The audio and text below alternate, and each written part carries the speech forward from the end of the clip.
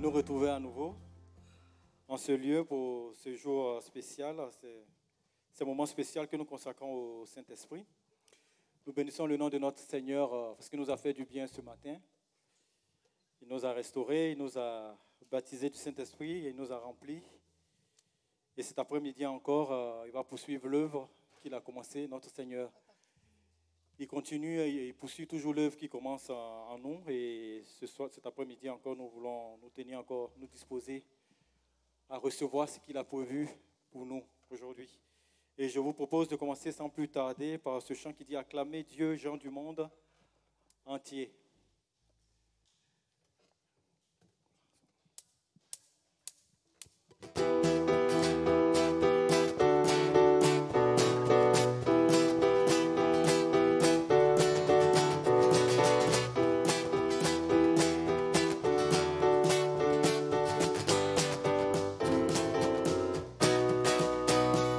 Acclamez Dieu, gens du monde entier, et célébrez son nom glorieux.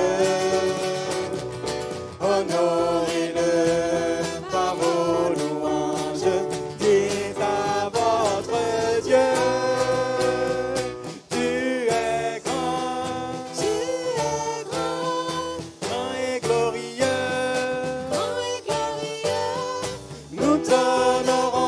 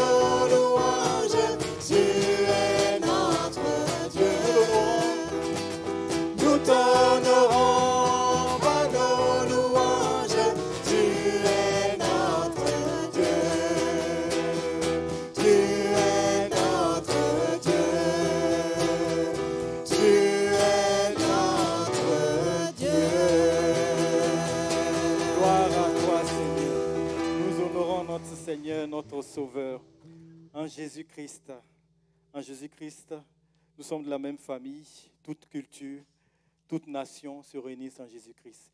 Nous avons tous l'Esprit du Seigneur. Gloire à l'agneau, car il est glorieux, digne de régner. L'agneau de Dieu qui a été immolé, qui nous a sauvés par son sang précieux.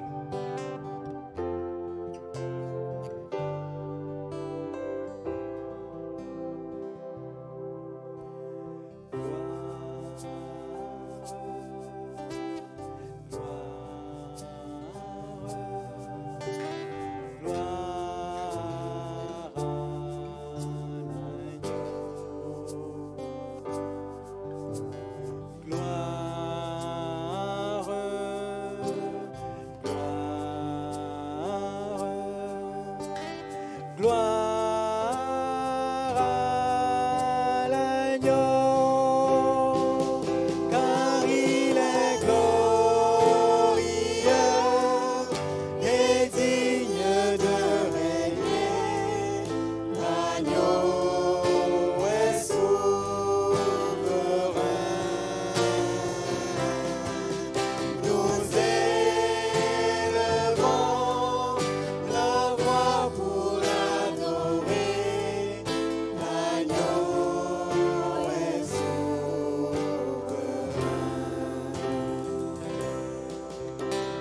Gloire,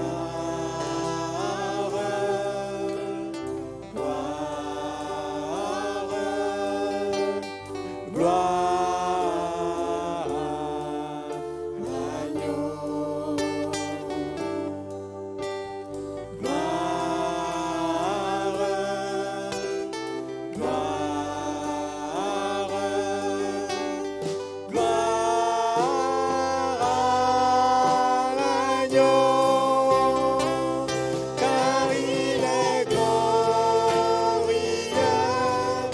et digne de régner. L'agneau est souverain. Nous élevons la voix pour l'adorer. L'agneau est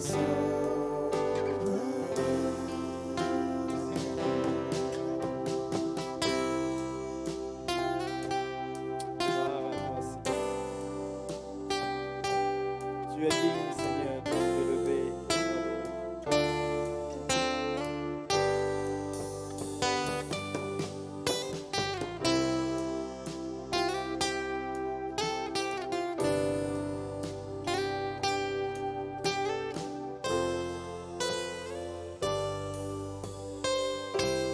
Car il est glorieux. Car il est glorieux et digne de régner. L'agneau est souverain.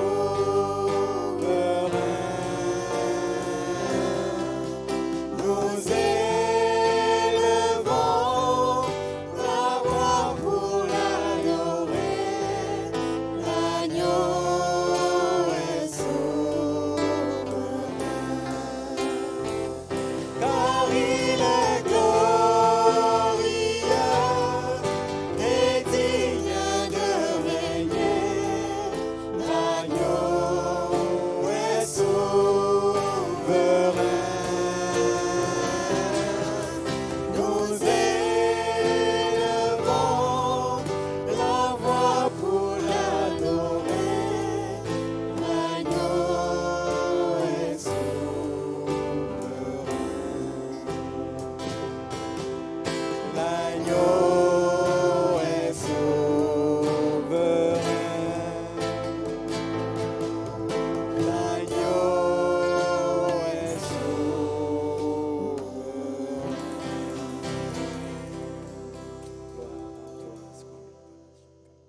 Sainteté à l'Éternel. Béni sois-tu. Sainteté à l'Éternel, le roi des rois. Sainteté à notre Seigneur. Notre Seigneur, il est saint. Il dit dans sa parole, soyez saints parce que je suis saint. Sortez du milieu d'eux et venez à moi et je vous accueillerai. Nous adorons un Dieu saint. Autour de son trône, il y a les 24 vieillards et les 4 êtres vivants qui chantent sainteté, saint, saint, saint est le Seigneur. Gloire à toi,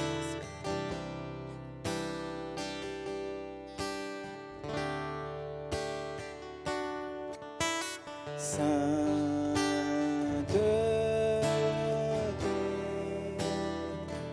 À l'Éternel,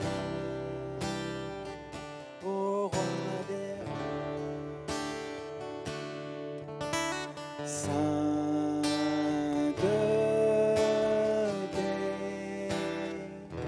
à toi, Seigneur.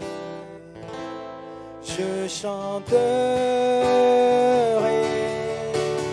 sainteté. À toi Jésus, sainteté. À toi Seigneur, sainteté. À toi Jésus, sainteté. À toi Seigneur, Seigneur,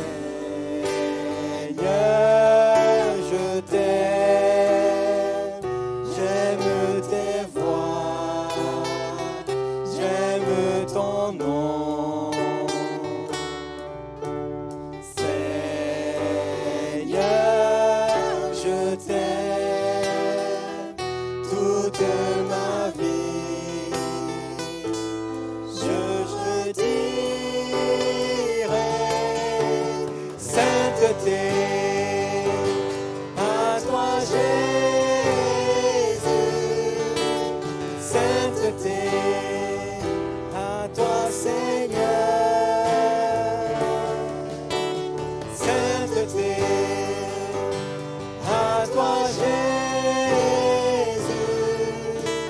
sainteté. À toi Seigneur, sainteté.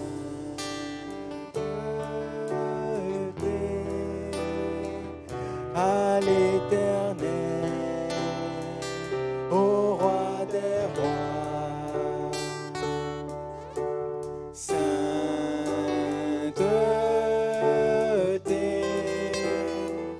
À toi Seigneur, je chanterai sainteté. À toi Jésus, sainteté. À toi Seigneur, sainteté. À toi Jésus, sainteté. À toi Seigneur. Que la voix. Seigneur, je t'aime, j'aime tes voies, j'aime ton nom. Seigneur,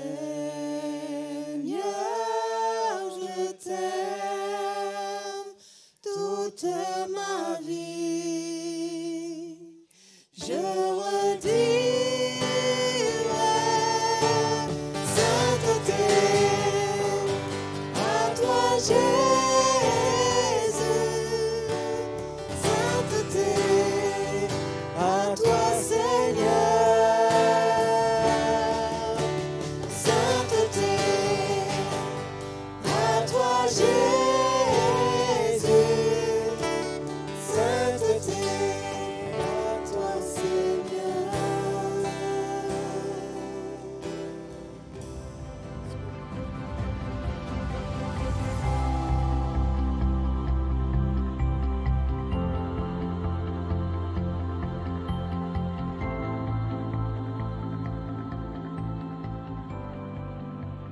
Heureux d'être encore avec vous cet après-midi et de pouvoir ouvrir la parole de Dieu avec vous. On va continuer sur ce thème du Saint-Esprit. On a vu ce matin de l'importance de pouvoir accueillir cette personne dans notre vie. Ce n'est pas une puissance, ce n'est pas une énergie, ce n'est pas un fluide quelconque. Ce n'est pas juste ça, non, c'est une personne à part entière. Et on veut la connaître. Elle qui nous connaît très bien et qui lit dans nos cœurs le plus profond et qui surtout aussi connaît les profondeurs de Dieu et connaît tout du Seigneur. Ça va ? Vous n'êtes pas en pleine digestion, tout est bien ? Non, les chants en plus nous ont aidés, c'était bien. Merci Seigneur. Voilà, que Dieu nous aide à pouvoir recevoir ce qu'il a prévu pour nous cet après-midi. Je vais aller un peu plus loin et aller plus précisément sur les actions du Saint-Esprit dans notre vie. Nous avons soif que notre vie soit différente de celle qu'on avait avant. Vrai ou pas ? Il y en a qui voudraient juste une vie comme avant ? Non. Hein. On a compris qu'elle était vide, qu'elle n'était pas comme Dieu l'avait prévu, comme Dieu avait voulu qu'on la vive lorsqu'il nous a créés, lorsqu'il a créé les hommes, et qu'elle était parfois vide de sens, parfois même soumise à certaines souffrances inutiles, parce qu'il y a quelques souffrances qui nous apprennent des choses, d'ailleurs un peu tout nous apprend des choses, mais il y a des souffrances vraiment qu'on pourrait s'éviter. Et lorsqu'on vit sans Dieu, on est comme aveugle, on tâtonne, et puis on se fait bien du mal. Mais quand on a le Seigneur qui rentre dans notre cœur, d'un coup, la vie prend du sens. Beaucoup de personnes ne savent pas pourquoi ils vivent, et quand ils rencontrent Jésus, d'un coup, la vie prend du sens. On sait pourquoi on existe. On sait pourquoi Dieu nous a créés. On sait pourquoi je vis. Il y a un but, il y a quelqu'un qui m'a créé, et la Bible nous dit qu'on est créé pour sa gloire. Pour sa gloire. Beaucoup de personnes, malgré le fait qu'ils ont rencontré Jésus, oublient au bout d'un moment ça, et croient qu'ils vivent pour eux-mêmes. Et du coup, ça en fait des tristes chrétiens, et des chrétiens tristes. Le Seigneur, il veut donner de la joie dans notre cœur, il veut donner de la saveur à notre vie.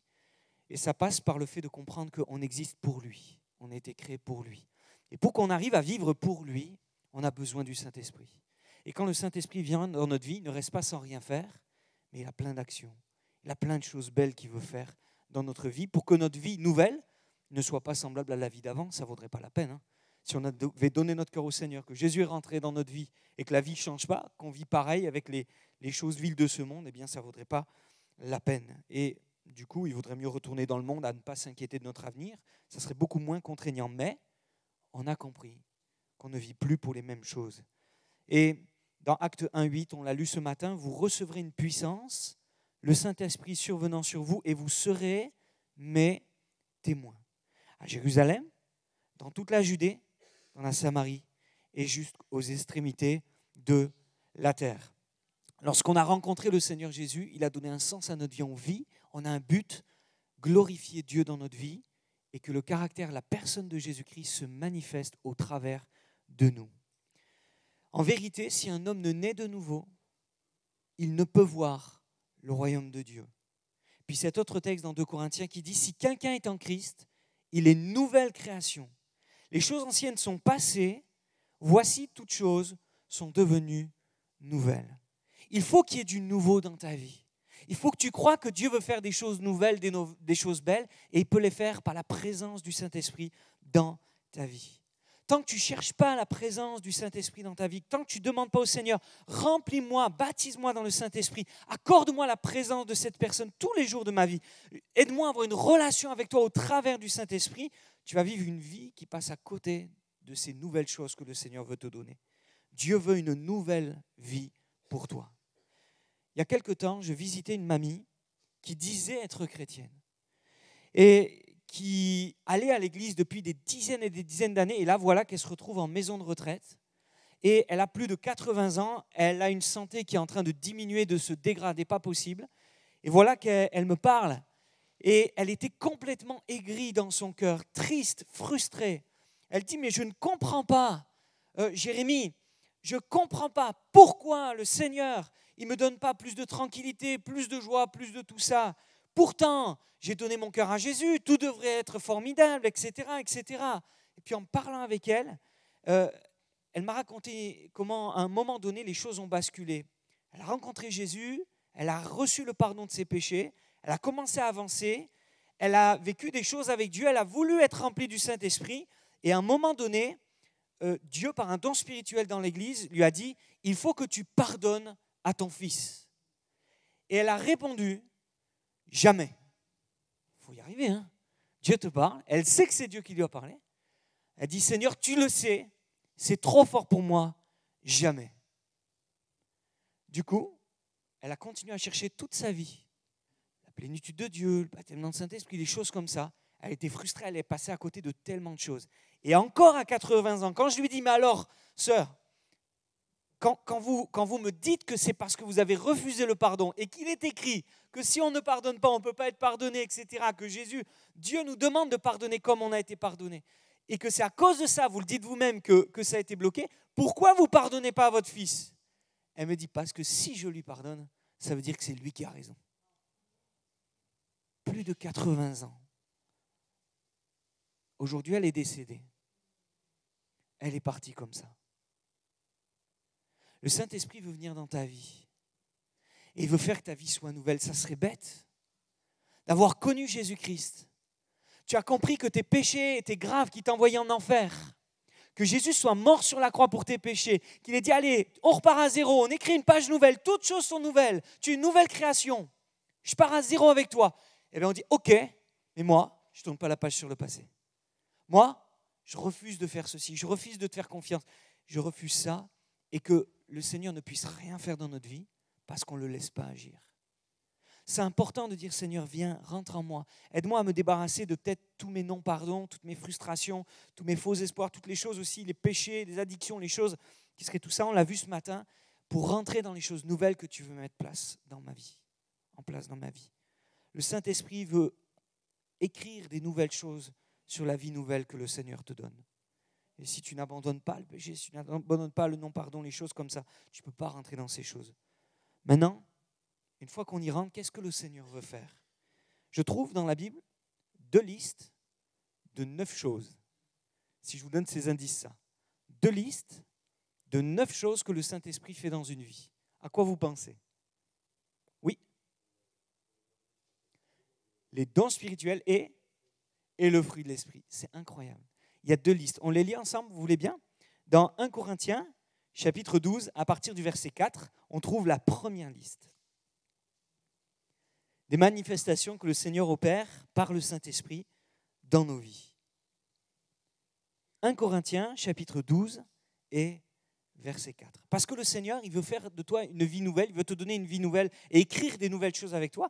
Il veut que tu sois un serviteur, une servante, un témoin de Jésus-Christ. Vous recevrez une puissance et vous serez mes témoins. D'accord? Donc l'objectif de Dieu, c'est de nous donner le Saint-Esprit pour que notre vie témoigne de qui est Christ. Sa pureté, sa sagesse, sa puissance, ses projets, sa divinité, etc.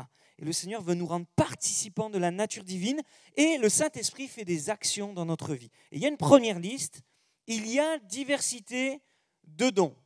Vous l'avez pareil, vous aussi? Il y a diversité de dons, mais le même esprit. Diversité de ministères, mais le même Seigneur. Diversité d'opérations, mais le même Dieu qui opère tout en tous.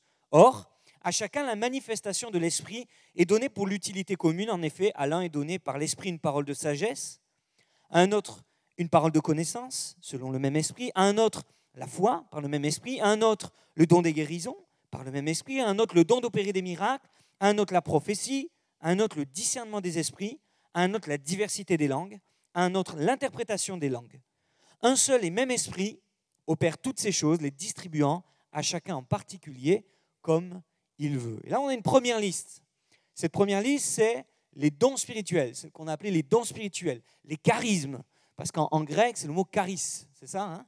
Charis, et qui veut dire les opérations, les manifestations, ce que le Seigneur, l'Esprit manifeste dans notre vie, et il y a diversité de manifestations. On en a lu, il y en a 9. Et le Seigneur veut donner ces choses. À quoi ça sert que le Seigneur donne les miracles, par exemple? D'après vous?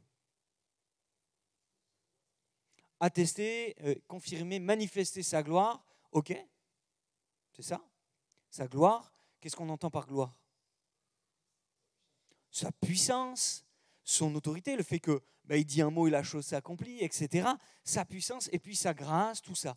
En fait, le Seigneur, il donne de pouvoir vivre des guérisons, de pouvoir vivre des miracles, de pouvoir vivre ces choses-là, eh bien pour que nous soyons des vitrines de ce que le Seigneur est capable de faire et voudrait faire dans le monde, de sa miséricorde, de sa grâce, de sa puissance, tout ça.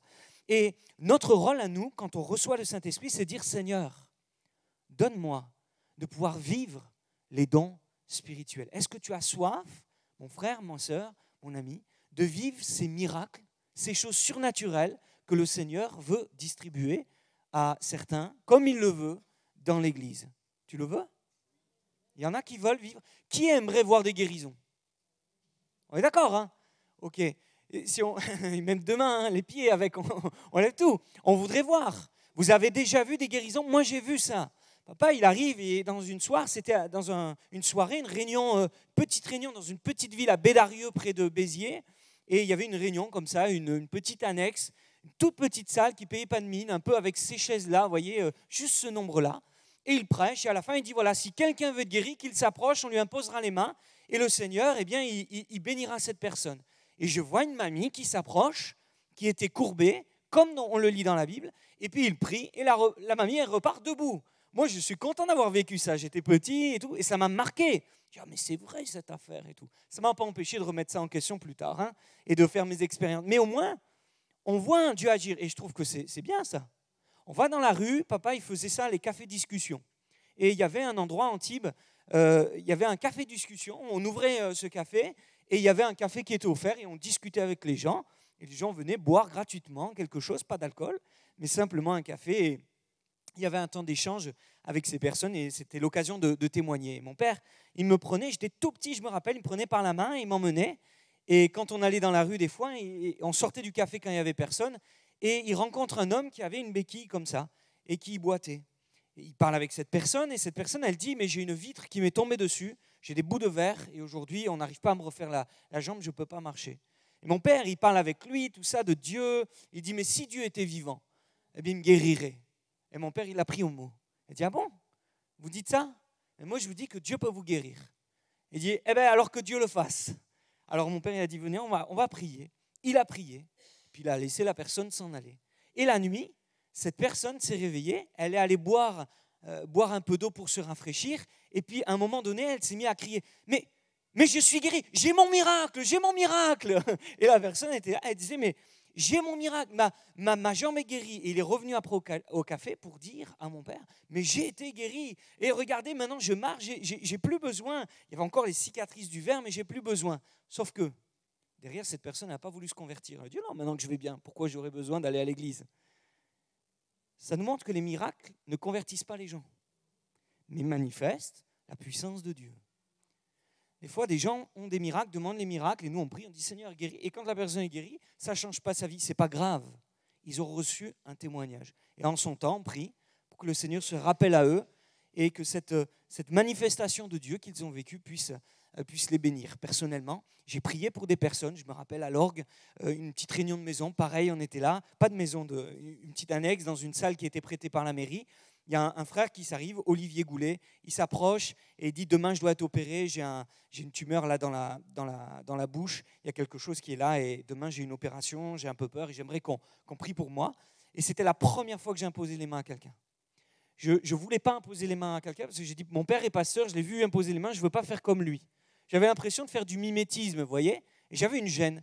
Et j'avais dit à Dieu, ah non, moi, je laisserai les autres imposer les mains. Pourtant, je suis rentré dans le ministère comme ça. Et puis, au bout de quelques mois, je prépare ma prédication et le Seigneur me dit, ce soir, il faut que tu pries pour les gens. Vraiment, cette conviction, en tout cas, que j'ai dans mon cœur. Et je le reçois de Dieu et je dis, OK, Seigneur, bon, je le fais. Et je prie pour cette première personne et le lendemain, il appelle, le lendemain matin, il dit, écoutez, je ne sens plus rien, je vais aller à l'hôpital, mais il n'y a plus rien dans ma bouche. Il va et il dit, mais monsieur, vous n'avez rien? Vous êtes sûr que c'est vous qui êtes venu et tout? Il dit, mais non, rien, pas d'opération, plus rien. Il a été guéri. Merci Seigneur. Hein. Voilà. Et ça ne vient pas de nous. Hein.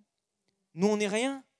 J'aimerais aussi parler de ça, mais Dieu ne manifeste pas ses dons et ne vous permet pas d'être utile dans sa grâce et par le Saint-Esprit parce qu'on le mérite, parce qu'on est meilleur, parce qu'on est une élite. Il le fait parce qu'on a la foi et qu'on le laisse faire. Et qu'on lui rend gloire surtout, parce que le jour où on oublie de leur rendre gloire, c'est terminé. Même le diable, il peut prendre le relais, vous savez. Parce que le diable aussi fait des miracles mensongers. Et le jour où on glorifie plus Dieu, on lui rend plus gloire à lui, eh bien, on donne accès au diable. Le diable peut nous tromper en nous faisant croire qu'on a une puissance certaine, mais ce n'est plus Dieu qui agit, c'est lui qui prend le relais. Toujours est-il que le Saint-Esprit, lui, il veut nous utiliser pour ces choses. Et dans le chapitre 14, vous avez au verset 1, recherchez l'amour, aspirez aux dons spirituels. Et le chapitre termine, donc le premier verset et le dernier verset, ainsi donc frères, aspirez aux dons, par exemple, de prophétie. Et au milieu, verset 12, de même vous, puisque vous aspirez aux dons spirituels, que ce soit pour l'édification de l'Église que vous cherchez à en posséder abondamment. Alors il y a aussi des raisons pour lesquelles je veux vivre ces choses, pour la gloire de Dieu, pour que Dieu se glorifie, mais aussi pour l'édification de l'Église. Parce que si moi j'entends qu'un tel a vécu un miracle, ça m'encourage, oui ou non? Vous êtes jaloux? Quand vous entendez que l'un est guéri et pas vous, vous dites « Oh Seigneur, c'est pas juste ».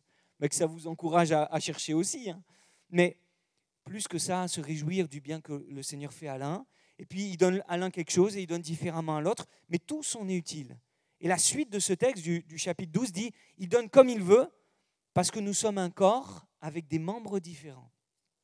Il y a un, c'est comme un œil, une main, etc., un pied. Et je ne peux pas dire, l'œil, il ne peut pas dire à la main, je n'ai pas besoin de toi, ni le pied, etc.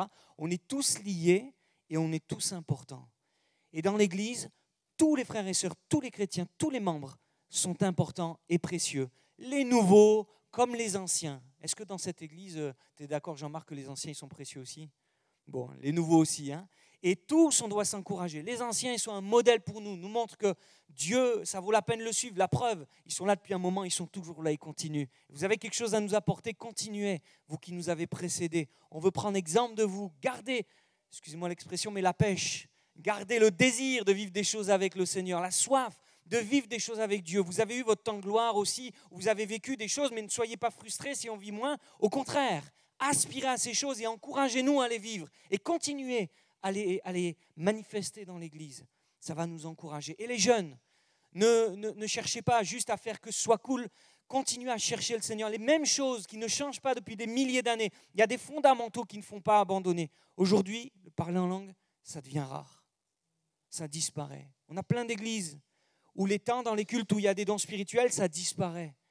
On veut de la louange, de l'adoration, mais on veut de moins en moins, on permet de moins en moins de temps où on laisse les dons spirituels se manifester. Les prophéties, les paroles de connaissance, les paroles de sagesse, toutes ces choses. Aspirez, pourtant le Seigneur il nous dit au travers de Paul, aspirez aux dons spirituels. Et dans nos rencontres, on doit continuer à dire, Seigneur, j'aspire à les entendre, j'aspire à les vivre, mais j'aspire à les manifester. Seigneur, sers-toi de moi. Je suis un vase et je veux que tu te serves de moi. Remplis-moi pour que je puisse manifester ces choses, pas pour ma gloire, pas pour mon bonheur ou répondre à mes besoins à moi, mais pour l'utilité commune. C'est pour l'utilité commune qu'on doit y aspirer. Et puis dans cette liste, on voit beaucoup de ce que Dieu fait au travers de moi par le Saint-Esprit. Je donne une parole de connaissance, je donne une prophétie, je manifeste un miracle, l'opération des miracles, les guérisons. C'est beaucoup de choses qui se manifestent et qui sont extérieures à moi. J'apporte quelque chose à l'extérieur. Mais il y a une deuxième liste. C'est dans Galates 5, 22. Vous avez un bon pasteur, super. Galates 5, 22.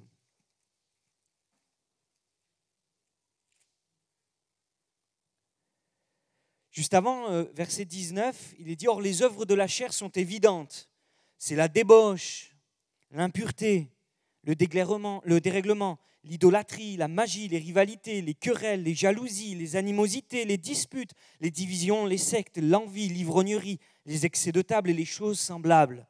Je vous dis d'avance, comme je l'ai déjà dit, que ceux qui commettent de telles choses n'hériteront pas du royaume de Dieu. » Je nous rappelle qu'il s'adresse à des croyants, à des gens qui sont de la maison de Dieu, pour les exhorter à abandonner cette ancienne manière de vivre, ne pas les garder, mais au contraire les rejeter loin d'eux. Mais, en comparaison, le fruit de l'esprit, c'est la dispute, la colère, l'animosité, c'est ça?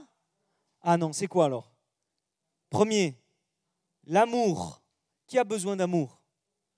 On ne fait que chanter des chansons d'amour dans le monde. C'est que ça doit manquer à fond si on le chante tellement, quoique. C'est parce qu'on sait que c'est important dans notre vie, l'amour. Moi, j'ai besoin d'amour. Ce n'est pas que les filles ou les femmes qui ont besoin d'amour, les hommes aussi. On a besoin de se sentir aimé pour arriver à aimer. Beaucoup n'arrivent pas à aimer l'autre parce qu'ils ne se sentent pas aimés. Ça change d'ailleurs quand vous rencontrez l'amour de Dieu manifestant Jésus, d'un coup vous vous sentez aimé. Ah bon, j'ai de l'importance? Ah bon, j'ai de la valeur? C'est Nicky Cruz. Vous avez peut-être entendu parler, David Gerson ou Nicky Cruz, la croix et le poignard. Il y a un film qui a été fait, qui témoigne. Nicky Cruz, il disait, mais moi je suis né dans une famille de sorciers. Et c'était les ténèbres. Et on m'a toujours dit que je valais rien, que j'étais un échec, que ma maman ne m'a jamais voulu, etc. On parlait tout à l'heure de ces personnes qui effectivement naissent, ces enfants qui grandissent dans un foyer où ils sont considérés comme un accident de la vie. Et il pensait que personne ne l'aimerait, il est devenu haineux, complètement haineux, incapable d'aimer, handicapé d'amour. Et il avait de la violence, de la haine, impossible d'aimer qui que ce soit, même pas une femme ou quoi que ce soit. Il était violent envers ses amis, ses petites amies, comme il le disait. Et quand il rend ce témoignage, il dit, mais quand je me regardais dans le miroir, j'étais vraiment là, comme un perdu, comme un mal-aimé. Et un jour, il y a un homme qui est venu et qui m'a dit, mais Dieu t'aime, il veut changer ta vie, il est mort à la croix pour toi. Ça l'a tellement agacé, tellement il ne pouvait pas concevoir l'amour. Il était handicapé, il y avait un handicap, il ne pouvait pas concevoir l'amour parce que ses parents ne se sont pas aimés, parce qu'il n'a jamais vu l'amour dans un foyer. Il n'a pas connu l'amour. C'était à qui sort le poignard le plus vite qui était le plus fort. Et donc quand on lui disait ça, il a dit, mais moi je vais te couper en morceaux. Et David Carson qui lui dit, chaque morceau de moi te criera que Dieu t'aime. Ça l'a choqué. Ça l'a agacé jusqu'au bout, à un moment donné où Jésus s'est révélé à son cœur. Il a compris, il a découvert l'amour. Et alors sa vie a changé. Il a demandé pardon à celle avec qui il était. Ils se sont mariés, ils ont fondé un foyer. Et puis sa vie a été changée. Et lui qui ne savait pas ce que c'était d'aimer, il a appris à aimer. Parce que Jésus est venu dans son cœur et Jésus s'est manifesté et est venu par le Saint-Esprit. Il a été rempli du Saint-Esprit. Et l'amour a été créé dans son cœur. Le fruit de l'Esprit, c'est l'amour, la joie, on a besoin de joie, hein, la paix, la patience, la bonté, la bienveillance, la foi, la douceur, la maîtrise de soi. Et là, il y a une autre liste de 9 choses qui ne parlent pas forcément d'œuvres que je vais faire, de paroles que je vais dire, de miracles que je vais opérer, mais plutôt du caractère. Il y a des choses qui parlent de ce qu'on va faire par la grâce de Dieu et par l'opération du Saint-Esprit. Et puis il y a cette autre liste qui nous parle de qui je suis et qui je deviens par l'action du Saint-Esprit. Et je voudrais juste nous mettre en évidence un petit peu cet après-midi, c'est que le Saint-Esprit, il veut te faire des choses, te faire vivre des choses par des opérations, mais aussi il veut façonner le caractère de Christ dans ta vie. Un caractère d'amour, pas l'amour selon le monde. Un caractère de joie, joyeux, pas la joie selon le monde qui dépend des choses d'ici-bas. Et tout ce qu'on a vu, tous ces 9 fruits de l'esprit qui ne parlent pas de choses naturelles, pas des choses qui viennent naturellement ou que les uns en ont, les autres ont moins. Ce n'est pas des choses gentilles de ce monde, c'est des choses incapables de vivre dans ce monde. Que l'homme n'a pas connu, qui ne sont pas montées au cœur de l'homme, comme dira Paul. Je vous enseigne des choses, et la Bible nous parle de choses spirituelles. Une joie qui ne vient pas parce que tu as une promotion ou un 13e mois. Une joie qui ne dépend pas du fait que les gens sont gentils ou méchants avec toi, mais une joie qui vient que tu es sauvé. Tu sais à qui t'appartiens, tu sais où tu vas au ciel. Il y en a qui vont au ciel? Ok, on est d'accord. Donc cette joie qui est là, cette paix qui est là, soyez en paix autant que cela dépende de vous. Il y a des gens qui ne voudront pas de la paix, mais malgré tout, vous continuerez à vouloir et à proposer la paix. Seigneur, donne-moi ce caractère, la patience. Seigneur, donne-moi la patience, mais fais vite, parce que j'en ai besoin. Comme ça qu'on dit des fois. Seigneur, il nous apprend la patience. Et comment il nous apprend la patience? Par l'épreuve.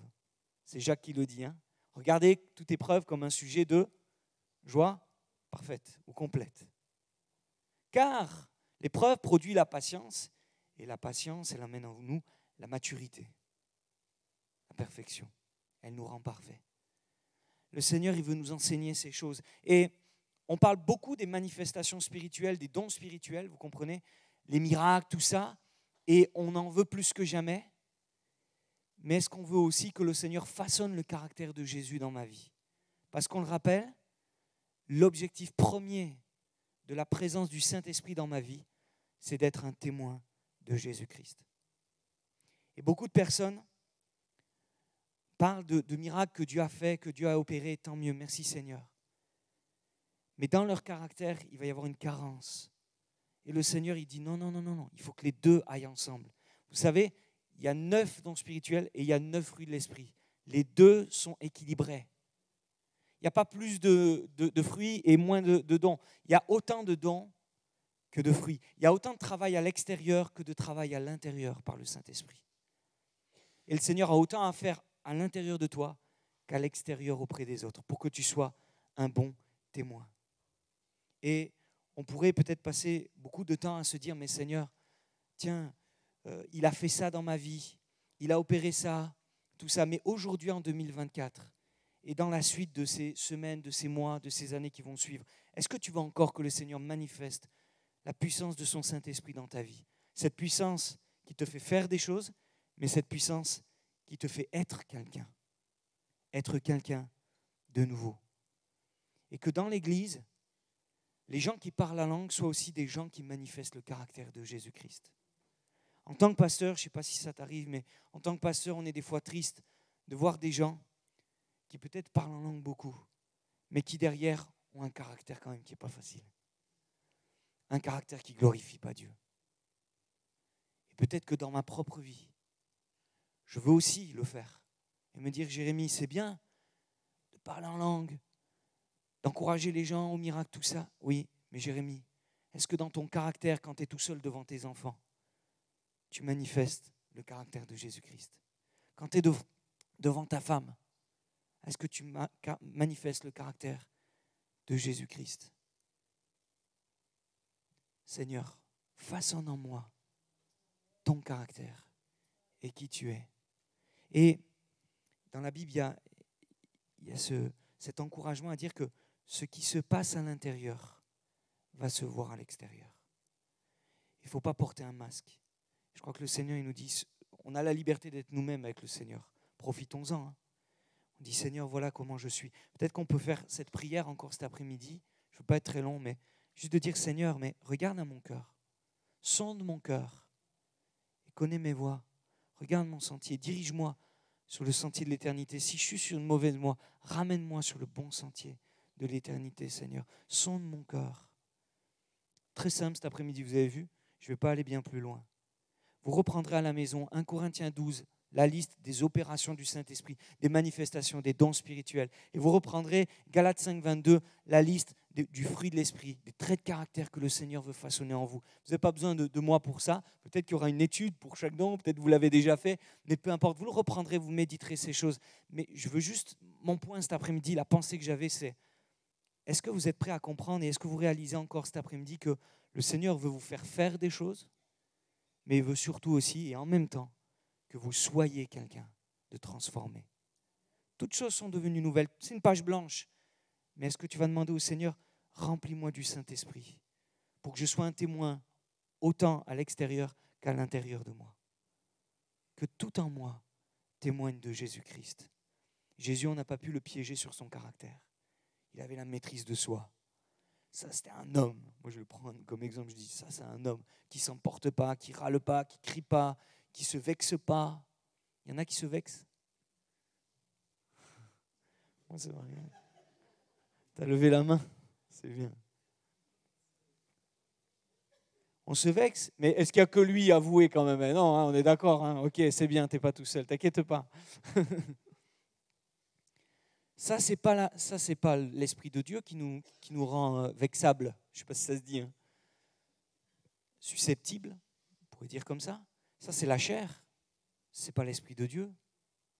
Parce qu'en Jésus, je sais qui je suis, peu importe ce qu'on dit, peu importe ce qu'on fait. Ben voilà. Puis après tout, il y a des gens, ils ne le font pas exprès. Et même si c'est fait exprès, moi, j'ai un défenseur. Et ce n'est pas important ce que disent les autres, bien que la renommée soit importante. Mais du moment que c'est injuste et que ce n'est pas vrai, Seigneur, apprends-moi à ne pas me sentir trop affecté par ce que dirait l'autre. On est forcément affecté, hein. Sinon on serait des robots. Attention qu'on ne devienne pas des robots. Hein. On n'est pas des robots. Le Saint-Esprit ne nous rend pas robots. Hein. Mais qu'on dise, Seigneur, voilà, je veux rester devant toi. Je veux manifester ton caractère. On en a dit des choses sales sur Jésus. Hein. Tiens, c'est par les démons que tu chasses les démons. Je lui ai dit, écoutez, si je chasse les démons par les démons, alors le royaume du diable est divisé, il ne subsiste point. C'est pas comme ça. Vous voyez, Jésus, il ne s'irritait pas au point de s'emporter. Et même quand il s'est mis en colère, c'était une sainte colère maîtrisée. Là, j'ai des progrès à faire avec mes enfants. Une sainte colère maîtrisée. Le caractère de Jésus-Christ. Un jour, mon père, il prie. Je le vois dans sa chambre, il prie. Il passe, comme tous les matins, plusieurs heures dans la prière. Il sort. Et là, il voit que j'ai laissé ma chambre en bazar comme d'habitude. Et là, il s'emporte, il dit, mais Jérémie, je te l'ai déjà dit, range ta chambre, tout ça. Et moi, je lui envoie un pic. Ah, ça te sert à ça de passer du temps à prier dans ta chambre? Merci Seigneur pour nos enfants. Hein. J'en ai 6, je suis fou. Hein. Ils vont me rapporter. C'est vrai, on le disait tout à l'heure, des fois, ils savent hein, nous titiller. Et là, je dis ça à mon père. Ah, ça te sert à ça d'aller prier? Moi, je savais que c'était le truc qui lui ferait le plus mal, vous voyez. Et au lieu de s'emporter en plus, qu'est-ce qu'il fait? Hop, il part dans sa chambre et il ressort. Et écoutez bien, il me dit, Jérémie, pardon, parce que c'est vrai que le Seigneur, normalement, il crée en moi la patience. Waouh! Et là, c'est moi qui ai pris un coup. J'ai dit, qu'est-ce que t'es méchant, Jérémie. Et vous voyez, je m'en souviens encore, alors que ça fait très longtemps, peut-être 30 ans. Que le Seigneur nous aide à manifester son caractère, d'accord? Et si tu as le caractère, tu verras que le Seigneur aura moins de mal pour te donner le reste, les dons spirituels, les miracles, les prophéties, les paroles de connaissance, toutes ces choses dont l'Église a cruellement besoin. Il est dit qu'un nouveau qui entend une prophétie, sa vie est dévoilée et il sait que le Seigneur est au milieu de nous. Il n'y aurait pas besoin de ça? Que des nouveaux, ils rentrent, ils disent, mais comment la personne, elle connaît ma vie? Comment elle savait que j'allais venir? Elle ne savait pas. C'est le Seigneur qui le savait et qui t'a vu. Papa, il rentre pour la première fois dans une église. Et quand il rentre, le prédicateur, il prêche. Si ton œil est en mauvais état, tout ton corps est dans les ténèbres. Il venait d'avoir un accident, il est borgne, mon père. Il venait d'avoir l'œil percé parce qu'il était menuisier et la tête d'un clou en acier a transpercé son œil. Il a perdu son œil. Il rentre dans l'église, il s'assoit au fond, il vient à peine en retard parce qu'il ne voulait surtout pas être vu. Et le prédicateur, si ton œil est en mauvais état, tout ton corps est dans les ténèbres. Oh! Mais comment il savait? Ça, c'est une prophétie sans le savoir, même en prêchant. C'est incroyable, ça. Il y a besoin de ça, vous ne croyez pas? Moi, j'ai besoin que Dieu me parle aussi, j'ai soif. Alors, je compte sur vous. Continuez à parler, continuez à demander, à aspirer aux dons spirituels, et le Seigneur va le donner. Mais n'oubliez pas toujours l'équilibre entre ce qui se manifeste à l'extérieur et ce qui se passe à l'intérieur, ce que Jésus crée à l'intérieur. On prie? Merci, Seigneur, encore, pour cette simple pensée, Seigneur, qui nous rappelle que tu fais autant attention aux choses qui peuvent se voir par les autres, les manifestations, ce qui sert aux autres aussi, ce qui est un peu surnaturel, par des opérations particulières, des paroles surnaturelles, des choses dévoilées comme ça, des prophéties. Tu fais autant attention à ça qu'à mon cœur, qu'à mon intérieur, à mon caractère. Et tu veux autant me faire découvrir ce nouveau royaume, écrire une nouvelle page en me faisant vivre des expériences surnaturelles, des miracles et des choses comme ça, que des expériences du domaine du caractère, Seigneur. Que mon caractère soit en adéquation avec ce que je dis, ce que je fais, Seigneur, même si c'était surnaturel et par ta puissance. Et donne-nous de veiller à ces choses, de garder cet équilibre. Et je le sais, Seigneur, j'ai besoin non seulement de vivre plus de choses surnaturelles et de miracles, de dons spirituels, de parler en langue, de moments de foi particuliers pour des domaines particuliers. J'ai autant besoin de ça que, Seigneur, de ce fruit et de ton caractère en moi. J'en ai besoin non seulement pour moi, mais aussi pour l'Église. On en a besoin pour l'Église, on en a besoin pour nos frères et sœurs, on en a besoin pour notre prochain, on en a besoin pour les perdus aussi, Seigneur, pour être ses témoins. Et on veut vraiment te laisser faire. Et cet après-midi, on veut te prier. Encore, agis dans notre cœur.